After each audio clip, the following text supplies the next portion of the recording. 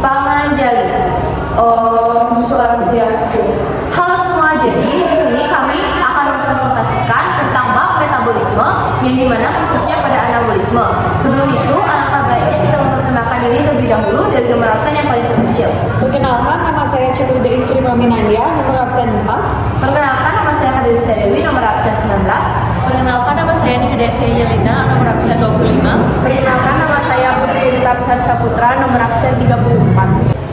Nah, yang pertama tentang anabolisme. Anabolisme atau bisa disebut juga dengan asimilasi merupakan suatu proses penyusunan senyawa kimia yang sederhana ke senyawa kimia atau molekul yang lebih kompleks. Senyawa kompleks tersebut biasanya disebut juga dengan senyawa makromolekul. Nah, proses anabolisme ada dua. Yang pertama, fotosintesis, yang dimana fotosintesis berasal dari kata foto dan sintesis. Foto artinya cahaya, sedangkan sintesis artinya pembentukan. Jadi, fotosintesis merupakan proses penyusunan atau pembentukan senyawa kompleks yaitu organik dari senyawa sederhana yaitu anorganik dengan menggunakan energi cahaya. Nantinya proses ini akan menghasilkan glukosa dan oksigen. Proses ini terjadi di kloroplas. Lanjut yang kedua. Yang kedua ada kemosintesis. Kemosintesis berasal dari kata kemo yang artinya kimia dan sintesis yang artinya pembentukan. Jadi kemosintesis adalah reaksi pembentukan senyawa organik kompleks dari senyawa sederhana yang sumber energinya berasal dari energi kimia di alam.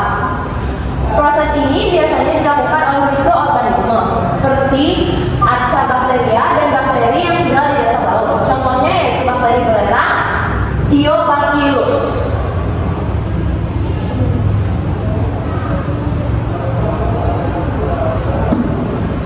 Fotosintesis.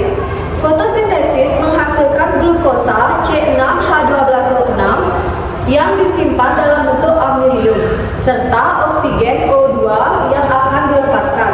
Untuk bisa melakukan fotosintesis diperlukan karbon dioksida CO2 yang diambil dari udara melalui stomata. Selain itu, diperlukan juga air H2O yang diambil dari tanah oleh akar, lalu didistribusikan ke daun melalui silet. Dalam prosesnya, fotosintesis terdiri atas dua tahap utama. Tahap yang pertama adalah reaksi terang dan tahap yang kedua adalah reaksi gelap. A. Reaksi terang. Reaksi terang terjadi pada grana, tepatnya pada bagian membran titakoid. Pada reaksi terang terjadi konversi energi cahaya menjadi energi kimia dan menghasilkan produk yang akan digunakan saat reaksi gelap, yaitu ATP dan NADPH, serta hasil samping berupa oksigen O2 yang akan dikeluarkan ke lingkungan melalui stomata. Selanjutnya itu ada tahapan reaksi terang. Yang pertama, cahaya diterima oleh fotosistem menyebabkan fotoeksitasi 4E darinya. Yang kedua yaitu ada fotolisis air, adalah proses pemecahan molekul air oleh cahaya menurut reaksi OZ yang dihasilkan dibuang ke lingkungan 2H2OO plus 4E plus. 4H atau digunakan untuk respirasi aerob dan 4E digunakan untuk menetralkan fotosistem 2. Yang ketiga yaitu 4E yang di fotoeksitasi dari fotosistem dibawa berjalan-jalan melalui plastoquinone kompleks, sitokrom dan plastosianin aliran non-siklik, sehingga ruang tilakoid bermuatan negatif dan pembentukan ATP fotofosforilasi. Hal tersebut juga menyebabkan proton atau H dari fotolisis air dipompa keluar membran memacu tilakoid. Yang keempat yaitu cahaya diterima fotosistem 1 menyebabkan fotoeksitasi 2E darinya.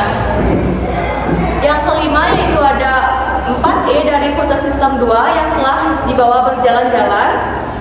Yang A, ZE-nya digunakan untuk menetralkan fotosistem 1. B, 2E lainnya bersama dengan ZE dari fotosistem 1 bergerak menuju kompleks.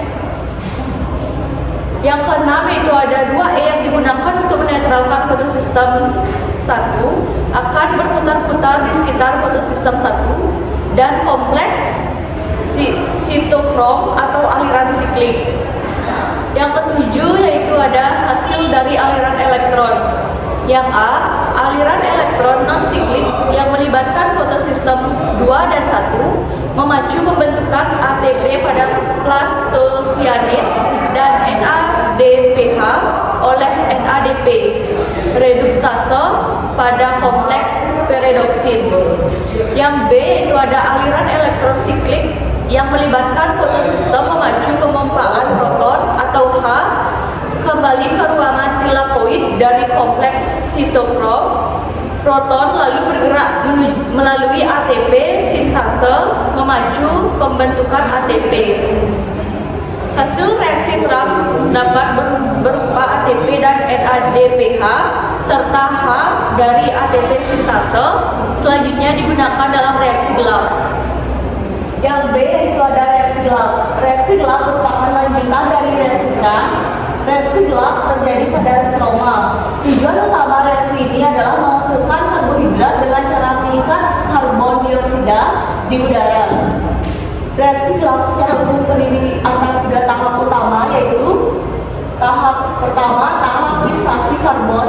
Terjadi karbon dioksida atau CO2 akan diikat oleh enzim Rubisco untuk digabungkan dengan RUBP. Lalu terbentuklah atom karbon yang labil dan akan segera memecah menjadi 3 fosfogliserat atau PGA. Selanjutnya ada tahap reduksi. Tahap ini PGA selanjutnya akan direduksi oleh ATP yang diperoleh dari reaksi terang menjadi 1,3 bisfosfogliserat atau PGAL. PGAL kemudian akan direduksi lagi oleh NADPH yang juga diperoleh dari reaksi terang menjadi glyceraldehyde 3-fosfat atau G3P. Selanjutnya ada tahap regenerasi. Tahap ini selanjutnya 3G3P yang dihasilkan akan dibawa untuk membentuk glukosa dan sebagian besarnya akan digunakan kembali untuk membentuk RUBP dengan bantuan ATP. 2. Ada kemosintesis. Kemosintesis adalah reaksi penyusunan molekul yang kompleks dari molekul yang lebih sederhana. Sumber energi kemosintesis berasal dari energi kimia di alam. Kemosintesis menghasilkan karbohidrat dalam dan bentuk CH2O atau bentuk lainnya sesuai dengan sumber energi kimianya. Proses kemosintesis dapat digambarkan dalam reaksi berikut. CO2 plus O2 plus 4H2S menjadi CH2O plus 4S plus 3H2O. Kemosintesis terjadi pada berbagai kelompok bakteri, yaitu contohnya bakteri belerang, bakteri besi, dan lain-lain. Sekian presentasi tentang anabolisme dari kami. Mohon maaf jika ada salah-salah kata dan kekurangan materi dalam